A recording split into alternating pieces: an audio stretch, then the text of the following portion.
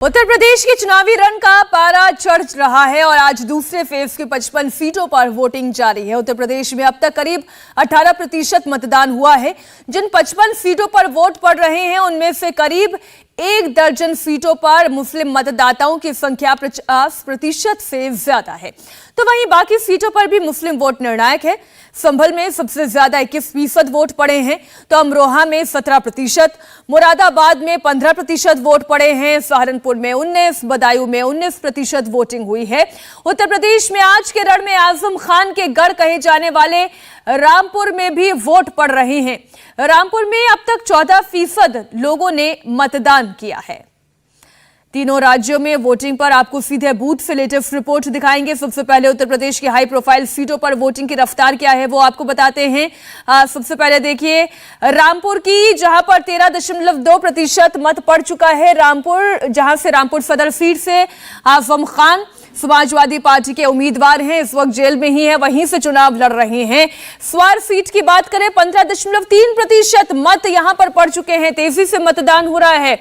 अब्दुल्ला आजम खान के बेटे यहां से चुनावी मैदान में हैं।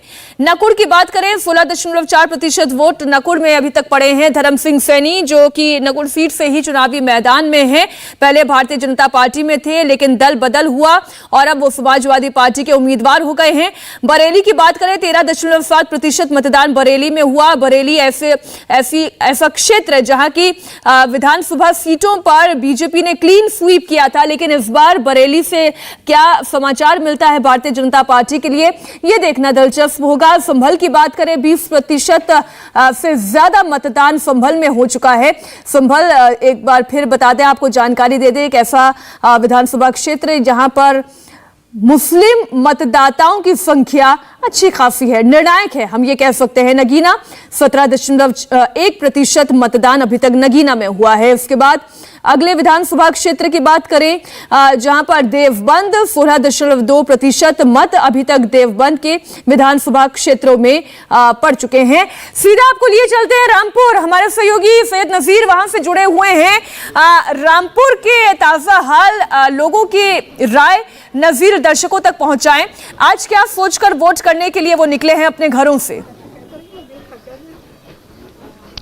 बिल्कुल मीनाक्षी, और जैसे जैसे धूप खिल रही है मतदाता भारी संख्या में निकल कर आ रहे हैं। इस वक्त हम रामपुर के रजा डिग्री कॉलेज के अंदर मौजूद हैं और आप देख सकते हैं जिस हिजाब विवाद को लेकर पूरे देश में चर्चा हो रही है, यहाँ पर जितनी मतदाता है, मुस्लिम बहुल इलाका है और यहाँ पर ज़्यादातर मतदाता हैं वो हिजाब और नकाब के साथ यहाँ पर मतदान करने पहुंचे और भारी संख्या में महिलाएं वहाँ पहुँच रही हैं। आप देख सकते हैं हमारे पीछे की तस्वीरें, कुछ लोग जा रहे हैं मतदान करने और कुछ लोग वापस आ रहे हैं। से बात करने की कोशिश भी करेंगे, लेकिन हमें कुछ लोग ऐसे भी मिले मुस्लिम मतदाता जो कह रहे हैं कि सीएम योगी ने 5 सालों में बहुत अच्छा काम किया है और जमकर सीएम योगी की तारीफ की। और दूसरी तरफ जब हमने पूछा कि आजम खान जेल में है, उनकी गैर मौजूदगी में ये चुनाव हो रहा है, तो वो कह रहे हैं कि वो जेल में, वो अपराधी हैं, उनका यहाँ पर क्या काम, इसलिए वो सीएम योगी की तरफ उनका रुझान था। हालांकि जो टक्कर यहाँ पर है, नवाब कासिम खान जो कि कांग्रेस के उम्मीदवार हैं, आकाश सक्सेना बीजेपी के उम्मीदवार हैं और आजम खान फिलहाल जेल में हैं, उनकी गैर मौजूदगी में चुनाव हुआ है। लेकिन मतदाता जिस संख्या में आ रहे हैं यहाँ पर, उससे लगता है कि अगर लोगों से आप डायरेक्ट बात कर सके तो उन्हीं का रिएक्शन दर्शकों तक पहुंचाएं कि उनके लिए मुद्दे क्या है, क्या विकास है, क्या सुशासन है, सुरक्षा है, रोजगार है या महंगाई है, या फिर ये जो हिंदू मुस्लिम का एक जो एक चर्चा चल पड़ी है उत्तर प्रदेश में, ये सोचकर वो वोट दे रहे हैं। डायरेक्ट जनता से पूछिए। बिल्कुल, विकास एक अहम मुद्दा रहा है, चाहे वो सीएम योगी ने जिस तरह का विकास किया है, और कुछ लोग हमें भी ऐसे मिले कि बदलाव की बात करते हैं। लेकिन यहाँ पर फिलहाल अभी आपसे हम थोड़ी देर में हम लोगों की बात आपको सुनवाएंगे कि लोग सीधे तौर पे क्या कह रहे हैं। लेकिन मतदाता इस बात को लेकर बहुत ये है कि सीएम योगी के इस कार्यकाल में बहुत बढ़िया काम हुआ है। हमें कुछ मतदाता मिले, उनका रुझान सीएम योगी की तरफ था। लेकिन कोशिश करें कि आप लोगों से बात कर सके। हम दोबारा लौटेंगे आपके पास और इधर हम लगातार जो अपडेट है वो भी अपने दर्शकों तक पहुंचा रहे हैं। बहुत तेजी से मतदान चल रहा है। कुमार सोनू के पास हम चलते हैं। कुमार सोनू, आप सीधा लोगों से पूछिए, उन्हीं की राय जनता तक पहुंचाइए, क्या सोचकर वो मतदान करते हैं? बिल्कुल बाबूजी, एक सेकंड आपसे जाना, वोट दे के आए हैं आप? क्या नाम है आपका? दिलशाद, मोहम्मद दिलशाद। दिलशाद, आप ये बताइए, क्या लग रहा है उत्तर प्रदेश में सरकार किसकी बनने जा रही है इस बार? मोदी की। योगी सरकार? हाँ, योगी। काम अच्छा किया उन्होंने? बहुत बढ़िया है? बहुत बढ़िया काम जी। आपका क्या नाम है बाबूजी? रिजवान, मोहम्मद रिजवान। रिजवान साहब, बुजुर्ग हैं, आपने तो कई सरकारें देखी, इस बार की सरकार किसकी होगी उत्तर प्रदेश में? उत्तर प्रदेश में सरकार जो होगी तो वो साइकिल की होगी। हाँ, साइकिल चलेगी लखनऊ तक? साइकिल चलेगी पूरी यूपी में। क्यों? मुद्दों पे जब इन्होंने कोई काम ही नहीं किया इन लोगों ने। हाँ, इस वजह से चलेगी। हाँ। तो भाई आप आगे आइए। क्या नाम है भाई आपका? सहदेव जी। सहदेव, ये बताइए, क्या लग रहा है इस बार किसकी सरकार बनने जा रही है उत्तर प्रदेश? योगी की बनेगी जी। हाँ जी, योगी की बनेगी जी। जी। योगी ने मकान बनवाए, हाँ, मजदूरों के वास्ते अच्छा काम कर रहा। हाँ, आपका सरकार योगी की आएगी। योगी। क्या नाम है आपका? सर शिवम। शिवम, क्या लग रहा है इस बार जनता किसे चुनने वाली है लखनऊ के लिए? सर देखिए, पब्लिक का तो मैं नहीं बोल सकता, लेकिन एक मैं स्टूडेंट होने के पे बताऊंगा कि जितने अवसर हम स्टूडेंट लोगों को, युवाओं को मिले हैं स्टार्टअप में हो, इनोवेशन में हो, वो शायद किसी और सरकार नहीं दे पाई है। खुद सेल्फ एबिलिटी करने की वो सर जो सरकार ये योगी ने दी है वो शायद कोई नहीं कर पाएगी। आपका क्या नाम है? मेरा मोहम्मद सुफियान। सुफियान साहब, आप बता दीजिए, युवा हैं आप तो, और थोड़ा सा जो है राजनीति भी आप जानते होंगे, लखनऊ की गद्दी किसे मिलेगी इस बार? अखिलेश यादव को। अखिलेश यादव ने काम करा जी। हाँ, और योगी ने नहीं, कुछ भी नहीं करा। हाँ, लेकिन वो तो कह रहे हैं कि तमाम हाईवे बना दिए और वोट बांटने का काम करे हैं योगी जी। हाँ, हम तो अखिलेश यादव के साथ है, अखिलेश यादव को वोट देंगे। हाँ, अखिलेश ठीक यादव के साथ है। इन लोगों की राय आपने सुनी, देवबंद से युवाओं की राय आप सुन रहे हैं। जरा बरेली के लोगों की भी हम जान लेते हैं, सुन ले लेते हैं कि वो लोग क्या सोचकर वोट कास्ट कर रहे हैं। मनीष भट्टाचार्य हमारे सहयोगी बने हुए हैं। बरेली एक ऐसा क्षेत्र है जहां पर पिछली बार भारतीय जनता पार्टी ने क्लीन स्वीप किया था। इस बार जब लोग अपने घरों से वोट करने के लिए निकल रहे हैं तो उनके दिमाग में कौन से मुद्दे हावी हैं? मनीष। देखिए मीनाक्षी, मैं इस वक्त बरेली के पास भित्री विधानसभा इलाके में मौजूद हूँ। हालांकि ये बीजेपी का गढ़ कहा जाता है, लेकिन यहाँ पर एक ट्रेंड रहा है कि जीत और हार का मार्जिन बहुत ज्यादा नहीं है। 3415 वोट से ही पिछली बार बीजेपी के कैंडिडेट जीते थे। ये तमाम लोग आए भी हैं, इनसे हम बात करते हैं। क्या नाम है आपका? जी अमित कुमार। अमित कुमार जी, क्या माहौल है और क्या कहेंगे, योगी सरकार ने कैसा काम किया है यहाँ पे? ठीक काम किया है। हाँ, और इस बार? अब इस बार तो इलेक्शन के बाद पता चले। क्या नाम है आपका? सोनू नाम है मेरा। सोनू नाम है, पूरा नाम बताइए। सोनू मौर्य। सोनू मौर्य जी, यहाँ तो दलित लोधी हमेशा से ही हावी होते रहे हैं, इस बार क्या लग रहा है? हाँ जी, बढ़िया माहौल है यहाँ का। हाँ, आपका क्या नाम है? दुर्गा प्रसाद। दुर्गा प्रसाद जी, क्या लग रहा है अखिलेश जी के बारे में, क्या कहेंगे? अखिलेश जी के बारे में तो कुछ भी नहीं मालूम। मैं तो बीजेपी सरकार ने काम किया है। हाँ जी, बिल्कुल किया है, कि मैं तो बीजेपी का ही उन्हीं की कहूँगा, जो भी कहना चाहूंगा। योगी देखिए, दलित लोधी ये कम्युनिटी है यहाँ पर, और लोधी राजपूत सबसे ज्यादा है। 1,23,000 लगभग मुसलमान है यहाँ पर, और उसके बाद लोधी राजपूत की संख्या अधिक होती, यही डिसाइडिंग फैक्टर होता है। क्या नाम है आपका? मनीष पाल। आप बताइए, क्या लग रहा है कि अखिलेश जी का क्या सत्ता पे बैठेंगे या योगी जी? योगी जी का यहाँ पे तो वो है, चांस है यहाँ पे आपकी। हाँ, काम हुआ है, विकास हुआ है? हाँ, विकास हुआ है। हाँ, विकास हुआ है। आपका नाम बताइए। राजपाल। है, क्या मुद्दा है इस बार आपको लग रहा है? सही कर रहा है मोदी ने, सब काम बढ़िया है उसका। सब काम अच्छा हुआ। आपके क्षेत्र का विकास हुआ है? जी सर। हैं? जी। पहली बार वोट डाल रहे हैं? हाँ सर। हैं? पढ़ाई करते हैं आप? जी सर।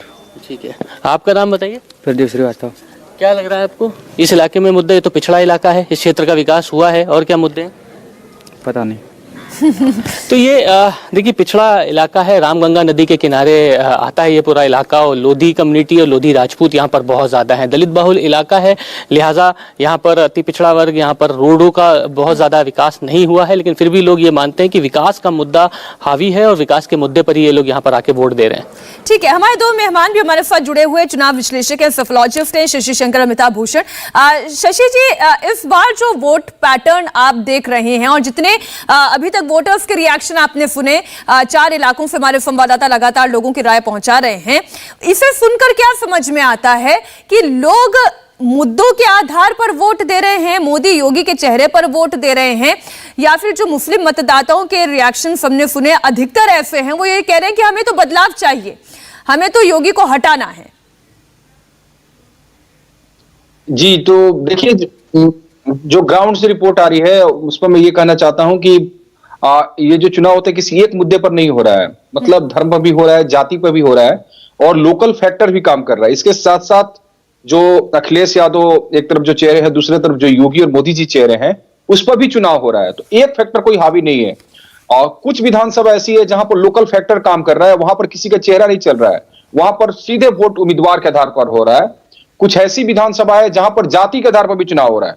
हालांकि मैक्सिमम विधानसभा में आप मान सकती हैं कि चेहरे पर चुनाव हो रहा है और मुद्दे पर चुनाव हो रहा है। जी अमिताभ जी, आपको क्या लगता है कि चेहरे पर ज्यादा लोगों की नजर है या फिर ये हाईली पोलराइज्ड इलेक्शन है? मैं जहां से देख पा रहा हूं, मुझे ये लग रहा है कि जिस तरीके से हम देख भी रहे हैं, बाइट्स लगातार सुन रहे हैं, और वैसे भी जो ट्रेंड दिख रहा है उसमें बहुत साफ तौर पर दिख रहा है कि एक कम्युनिटी के भीतर पोलराइजेशन, और जिसका जिक्र योगी आदित्यनाथ तो खुद कर रहे हैं बतौर मुख्यमंत्री 80 और 20, तो वो वोटिंग में भी मैं जहां से देख पा रहा हूं, मुझे तो वैसा ही कमोबेश दिख रहा है। खासतौर पर 7 जिले जो मुस्लिम बहुल जिले हैं उनमें तो मुझे ऐसा ही ट्रेंड दिख रहा है कि हाँ, ये 80-20 की तरफ बढ़ता हुआ दिख रहा है। 80-20 की तरफ बढ़ता हुआ ये चुनाव। और सैयद नजीर रामपुर से हमारे साथ जुड़े हुए हैं। रामपुर जो कि आजम खान का इलाका, कुछ लोग आपके साथ हैं। नजीर, जरा उन्हीं से पूछिए, आजम खान जेल में बैठकर चुनाव लड़ रहे हैं, क्या ये उनके लिए महत्वपूर्ण है? क्या उनको लगता है कि विंडिक्टिव पॉलिटिक्स उनके साथ खेली गई है या फिर एक सेंटिमेंटल वोट उनके साथ जाता है?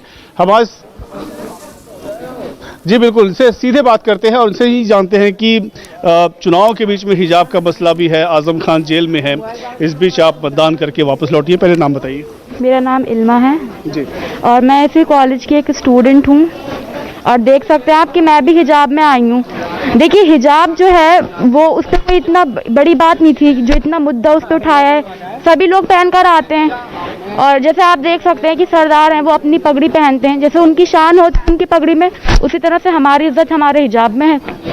तो ये तो गलत है। अगर आप एक स्टूडेंट को, ये मतलब ये कहाँ की नॉलेज हुई कि आप एक स्टूडेंट को आप हिजाब पहनने से रोक रहे हैं, अगर वो कॉलेज आ रही है और उसको, मतलब एक लड़की को आप, एक लड़की के साथ आप ऐसे बिहेव कर रहे हैं, एज उसके टीचर्स हो के आप उसके साथ आप उसको एंट्री नहीं दे रहे हैं कॉलेज में, ये तो जहालत है।